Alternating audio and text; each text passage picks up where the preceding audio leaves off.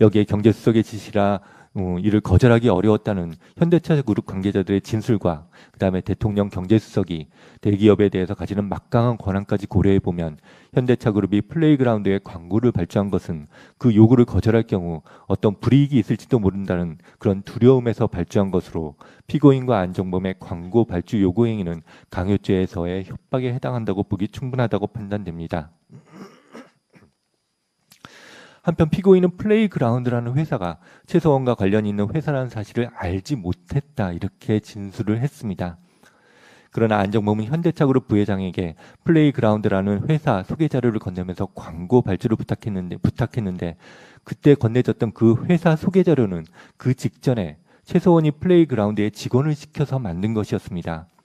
안종범과 최서원은 개인적으로 서로 알지도 못하고 서로 연락한 적도 없기 때문에 결국 회사 소개 자료는 최서원이 광고 발주를 부탁하면서 피고인에게 건네고 피고인이 이를 다시 안종범에게 건넨 것으로 볼 수밖에 없습니다.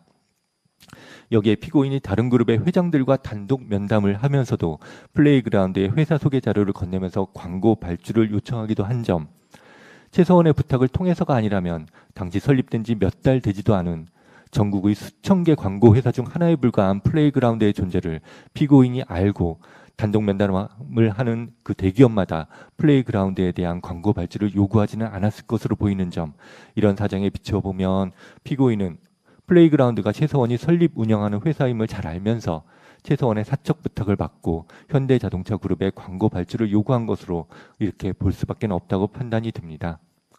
따라서 이 부분 피고인과 최서원의 공모 관계를 포함한 강요죄는 충분히 유죄로 인정할 수 있습니다. 다만 이 부분 공사실에는 피고인이 대통령 그리고 경제수석의 직권을 남용해서 직권남용죄도 범한 것으로 그렇게 되어 있습니다. 근데 아까도 설명했듯이 직권남용죄가 성립되려면 겉으로 보기에도 공무원이 그가 가진 권한을 행사하는 것과 같은 모양새, 즉 외형이 있어야 됩니다. 이 사건에서 보면 아무리 대통령이나 경제수석이라 하더라도 민간 회사에 그 특정 광고 회사에 대한 광고 발주를 지시할 권한이 있다고 볼 수는 없습니다.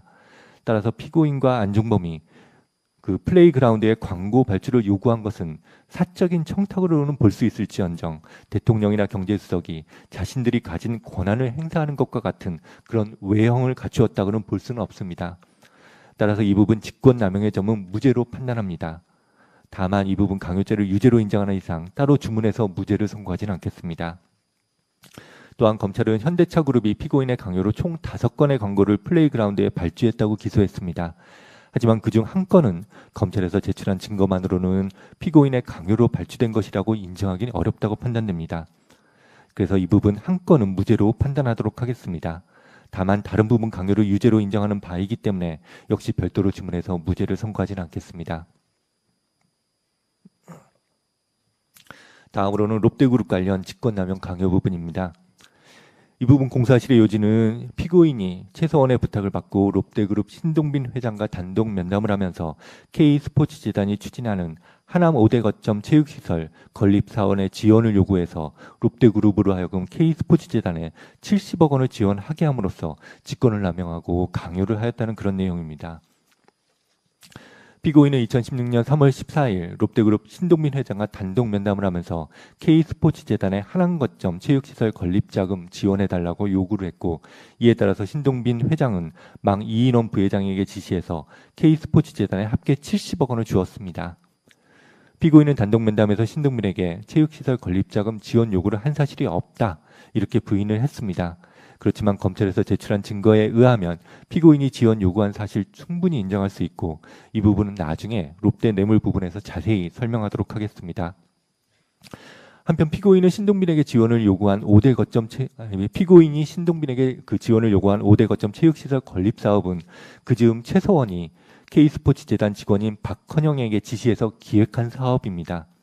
그런데 그 5대 거점 체육인재 육성 사업 계획안에 따르면 하남체육시설의 공사를 스위스 누슬리라는 회사가 맡는 것으로 계획되어 있고, 그 누슬리라는 회사는 또 WK라는 회사와 사이에 누슬리가 공사를 맡아서 진행하면 그 공사 금액의 5%를 WK의 수수료로 지급한다는 계약을 체결한 회사입니다. 따라서 롯데그룹의 지원을 받아서 하남체육시설 공사를 하게 되면 누스리를 통해서 더 블루K가 공사 금액의 5%를 받아서 이득을 보는 구조로 되어 있습니다. 그럼 여기서 WK라는 회사가 어떤 회사인지 살펴볼 필요가 있습니다. WK의 대표이사와 직원들은 수사기관과 이 법정에서 최서원이 WK의 대표이사를 면접 본 다음에 직접 선정했고 WK의 설립 자본금도 최서원이 전액 부담했으며 WK의 업무와 관련된 회의를 주재하고 지시를 하는 등 최서원이 WK의 설립과 운영을 주도했다고 일치해서 진술을 했습니다. 여기에 K스포츠 재단의 직원들이 WK의 업무를 함께하기도 한 점, K스포츠 재단이 설립된 거는 2016년 1월 13일인데 WK는 바로 그 전날인 2016년 1월 12일에 설립된 점, 최서원이 평소 K스포츠 재단과 WK 사이의 업무 연계를 강조했다고 관련자들이 진술하고 있는 점, 이런 재판 사정을 종합해보면 WK는 K스포츠 재단에서 추진하는 사업과 관련해서 영리를 추구할 목적으로 최서원이 설립 운영한 회사로 볼 수밖에 없다고 판단이 됩니다. 한편 피고인은 WK가 최서원과 관련이 있는 회사인지 몰랐다, 이런 내용으로 검찰에서 진술을 했습니다. 하지만 청와대 교문수석이었던 김상률은 WK가 설립된 지 며칠 지나지 않은 때 피고인이 갑자기 불러서 WK라는 회사가 있는데 그 대표이사를 한번 만나보라고 하면서 대표이사의 이름과 전화번호를 대통령 피고인이 알려주었다고 진술했습니다. 아까도 얘기했지만 WK 대표이사는 최서원이 며칠 전에 직접 면접을 보고 뽑은 사람입니다. 그리고 아까 설명했듯이 WK하고 누슬리사는 5% 수수료를 받기로 하는 계약을 체결했습니다. 근데 경제수석인 안종범은 대통령인 피고인이 자신을 불러서 그 계약 체결 자리에 나가보라고 지시했다고 진술을 했습니다. 그 다음에 안종범은 실제 누슬리와 WK 계약 체결 자리에 참석을 했는데 당시 WK 직원들은 그 전에 미리 안종범 수석이 계약 체결 자리에 올 거라고 최서원이 자신들에게 말해주었다고 진술을 했습니다. 그 밖에도 뒤에서 설명하는 바와 같이 피고인이 직접 또는 안종범을 통해서 포스코그룹이나 GKL의 WK와 에이전트 계약 체결 등을 하라고 요구한 점, 이런 재반 사정을 종합해보면 피고인은 최서원과의 의사 연락을 통해 WK가 최서원이 설립 운영하는 회사임을 잘 알고 있었다고 볼 수밖에 없다고 판단이 됩니다. 이러한 사정에다가 K스포츠 재단 직원들은 피고인과 신동빈이 단독 면담을 할 무렵 최서원으로부터 롯데와 이야기가 다 되었으니 롯데를 만나서 지원을 요청하라, 이런 지시를 받았다고 일치하여 진술하고 있는 점, 이런 재반 사정을 더해보면 피고인이 최서원의 부탁을 받고 신동빈에게 5대 거점 체육시설 건립자금 지원을 요구한 것으로 충분히 인정할 수 있다고 판단됩니다. 여기에 롯데그룹으로서는 대통령이 직접 요구하는 지원 요구를 거절하기는 어려웠을 것으로 보이는 점, 이런 사정까지 더해보면 이 부분 최서원과의 공모 관계를 포함한 직권남용, 강요죄 모두 넉넉히 유죄로 인정할 수 있다고 판단됩니다. 다음으로는 포스코그룹 관련 직권남용 강요 부분입니다. 이 부분 공사실의 요지는 피고인이 최서원 등과 공모해서 포스코그룹의 스포츠팀을 창단하고 최서원이 운영하는 WK와 매니지먼트 계약을 체결하는 내용에 합의를 하도록 직권을 남용해서 강요했다는 그런 내용입니다. 피고인은 2016년 2월 22일 포스코그룹 권오준 회장과 단독 면담을 하는 자리에서 권오준 회장에게 포스코에서 배드민턴 팀을 창단해주면 좋겠다, WK가 거기에 자문을 해줄 수 있을 것이다, 이런 취지로 요구를 했습니다. 피고인은 그런 요구를 한 사실이 없다고 그렇게 부인을 하고 있습니다. 하지만 권오준 회장도 피고인과 단독 면담을 할 때 피고인이 배드민턴 팀 단 창단의 필요성에 관해서 이야기했다고 진술을 했습니다. 그 다음에 안종범 수석도 그 단독 면담 후 피고인이 자신을 불러서 포스코에서 스포츠단을 개편하는데 K스포츠 재단이 자문을 해줄 거라고 말해놨으니까 한번 확인해보라고 했다고 진술했고, 안종범의 업무 수첩에도 그 단독 면담 당일 부분에 포스코, WK, 배드민턴 팀 창단 계획서라고 기재가 되어 있습니다. 여기에 WK 이사의 대표이사 연락처가 단독 면담 직후 포스코 그룹 측에 전달된 사실이 확인이 됩니다. 그런데 WK를 운영하던 최서원과 긴밀히 연락하던 피고인을 통해서가 아니라면 그 WK 대표이사 연락처가 포스코 그룹에 전달된 방법이 없었을 것으로 보이는 점, 이런 점을 종합해보면 피고인이 권오준 회장에게 배드민턴 팀 창단 그리고 WK와의 매니지먼트 계약 체결을 요구한 것으로 볼 수밖에 없다고 판단이 됩니다. 피고인의 요구를 받은 포스코그룹 권오준 회장은 부하 직원에게 WK 대표이사 연락처를 주면서 협상을 지시했고 결국 2016년 5월 중순경 WK와 사이에 포스코그룹에서 펜싱팀을 창단하고 그 매니지먼트를 WK에 맡기기로 하는 내용의 합의가 이루어졌습니다. 포스코그룹과 같은 대기업의 경우 대통령의 지시나 요구를 거절하기는 현실적으로 힘들었을 것으로 보이는 점, 피고인이 WK를 설립 운영하는 최서원의 부탁을 받고 포스코그룹의 스포츠팀 창단과 WK와의 매니지먼트 계약 체결을 요구한 것으로 볼 수밖에 없다고 판단되는 점, 이런 재반 사정을 종합해보면 피고인이 그와 같은 요구를 한 것은 최서원과 공모하여 대통령으로서의 직권을 남용하고 포스코그룹 측을 강요한 것으로 보기 충분하다고 판단됩니다. 따라서 이 부분 포스코그룹 관련 직권남용 강요 부분도 모두 유죄로 판단하도록 하겠습니다. 지금 법원 앞에 그 집회 신고 인원이 6,500명이래요. 미치겠다. 진짜. 그래서 지금 그 사법부 안에서 판결 자체를 진흙탕 싸움인 양 보이게 하려고 박근혜가 아마 죄송합니다. 503호가 뭐 죄송할 까지야 뭐 있어 그게. 아니 그 실명 불러주면은 안 돼요. 피의자의 인권을 위해서 실명은 빼고 503호가 503호가 마지막 발악을 할 수 있습니다.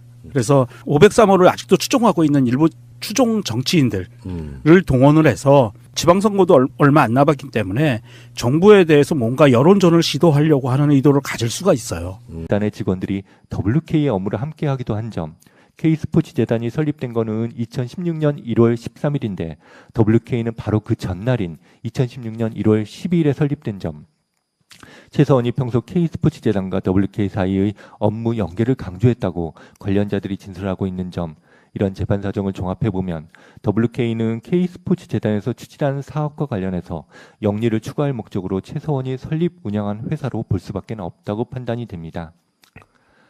한편 피고인은 WK가 최서원과 관련이 있는 회사인지 몰랐다, 이런 내용으로 검찰에서 진술을 했습니다.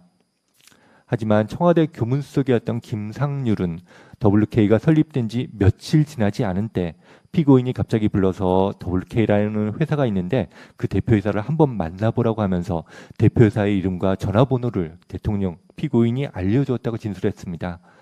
아까도 얘기했지만 WK 대표이사는 최서원이 며칠 전에 직접 면접을 보고 뽑은 사람입니다. 그리고 아까 설명했듯이 WK하고 누슬리사는 5% 수수료를 받기로 하는 계약을 체결했습니다. 근데 경제수석인 안종범은 대통령인 피고인이 자신을 불러서 그 계약 체결 자리에 나가보라고 지시했다고 진술을 했습니다. 그 다음에 안종범은 실제 누슬리와 WK 계약 체결 자리에 참석을 했는데 당시 WK 직원들은 그 전에 미리 안종범 수석이 계약 체결 자리에 올 거라고 최서원이 자신들에게 말해주었다고 진술을 했습니다. 그 밖에도 뒤에서 설명하는 바와 같이 피고인이 직접 또는 안종범을 통해서 포스코그룹이나 GKL의 WK와 에이전트 계약 체결 등을 하라고 요구한 점, 이런 재반 사정을 종합해보면 피고인은 최서원과의 의사 연락을 통해 WK가 최서원이 설립 운영하는 회사임을 잘 알고 있었다고 볼 수밖에 없다고 판단이 됩니다. 이러한 사정에다가 K스포츠 재단 직원들은 피고인과 신동빈이 단독 면담을 할 무렵 최서원으로부터 롯데와 이야기가 다 되었으니 롯데를 만나서 지원을 요청하라, 이런 지시를 받았다고 일치하여 진술하고 있는 점, 이런 재반 사정을 더해보면 피고인이 최서원의 부탁을 받고 신동빈에게 5대 거점 체육시설 건립자금 지원을 요구한 것으로 충분히 인정할 수 있다고 판단됩니다. 여기에 롯데그룹으로서는 대통령이 직접 요구하는 지원 요구를 거절하기는 어려웠을 것으로 보이는 점, 이런 사정까지 더해보면 이 부분 최서원과의 공모 관계를 포함한 직권남용, 강요죄 모두 넉넉히 유죄로 인정할 수 있다고 판단됩니다. 다음으로는 포스코그룹 관련 직권남용 강요 부분입니다.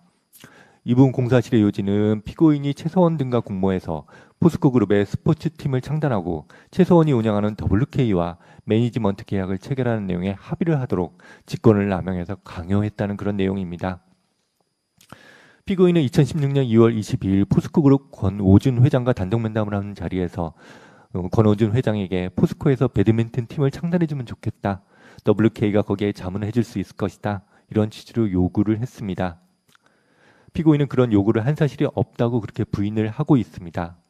하지만 권오준 회장도 피고인과 단독 면담을 할 때 피고인이 배드민턴 팀 창단의 필요성에 관해서 이야기했다고 진술을 했습니다. 그다음에 안정범 수석도 그 단독 면담 후 피고인이 자신을 불러서 포스코에서 스포츠단을 개편하는데 K스포츠재단이 자문을 해줄 거라고 말해놨으니까 한번 확인해보라고 했다고 진술했고, 안종범의 수첩, 업무 수첩에도 그 단독 면담 관계를 포함한 강요죄는 충분히 유죄로 인정할 수 있습니다. 다만 이 부분 공사실에는 피고인이 대통령 그리고 경제수석의 직권을 남용해서 직권남용죄도 범한 것으로 그렇게 되어 있습니다. 근데 아까도 설명했듯이 직권남용죄가 성립되려면 겉으로 보기에도 공무원이 그가 가진 권한을 행사하는 것과 같은 모양새, 즉 외형이 있어야 됩니다. 이 사건에서 보면 아무리 대통령이나 경제수석이라 하더라도 민간 회사에 그 특정 광고 회사에 대한 광고 발주를 지시할 권한이 있다고 볼 수는 없습니다. 따라서 피고인과 안종범이 그 플레이그라운드의 광고 발주를 요구한 것은 사적인 청탁으로는 볼 수 있을지언정 대통령이나 경제수석이 자신들이 가진 권한을 행사하는 것과 같은 그런 외형을 갖추었다고는 볼 수는 없습니다. 따라서 이 부분 직권남용의 점은 무죄로 판단합니다. 다만 이 부분 강요죄를 유죄로 인정하는 이상 따로 주문해서 무죄를 선고하지는 않겠습니다. 또한 검찰은 현대차그룹이 피고인의 강요로 총 5건의 광고를 플레이그라운드에 발주했다고 기소했습니다. 하지만 그중 한 건은 검찰에서 제출한 증거만으로는 피고인의 강요로 발주된 것이라고 인정하기는 어렵다고 판단됩니다. 그래서 이 부분 한 건은 무죄로 판단하도록 하겠습니다. 다만 다른 부분 강요를 유죄로 인정하는 바이기 때문에 역시 별도로 주문해서 무죄를 선고하지는 않겠습니다. 다음으로는 롯데그룹 관련 직권남용 강요 부분입니다. 이 부분 공사실의 요지는 피고인이 최서원의 부탁을 받고 롯데그룹 신동빈 회장과 단독 면담을 하면서 K스포츠재단이 추진하는 하남 5대 거점 체육시설 건립 사원의 지원을 요구해서 롯데그룹으로 하여금 K스포츠재단에 70억 원을 지원하게 함으로써 직권을 남용하고 강요를 하였다는 그런 내용입니다. 여기에 경제수석의 지시라 이를 거절하기 어려웠다는 현대차그룹 관계자들의 진술과 그다음에 대통령 경제수석이 대기업에 대해서 가지는 막강한 권한까지 고려해보면 현대차그룹이 플레이그라운드에 광고를 발주한 것은 그 요구를 거절할 경우 어떤 불이익이 있을지도 모른다는 그런 두려움에서 발주한 것으로 피고인과 안종범의 광고 발주 요구 행위는 강요죄에서의 협박에 해당한다고 보기 충분하다고 판단됩니다. 한편 피고인은 플레이그라운드라는 회사가 최서원과 관련이 있는 회사라는 사실을 알지 못했다 이렇게 진술을 했습니다. 그러나 안정범은 현대차그룹 부회장에게 플레이그라운드라는 회사 소개 자료를 건네면서 광고 발주를 부탁했는데 그때 건네졌던 그 회사 소개 자료는 그 직전에 최서원이 플레이그라운드에 직원을 시켜서 만든 것이었습니다.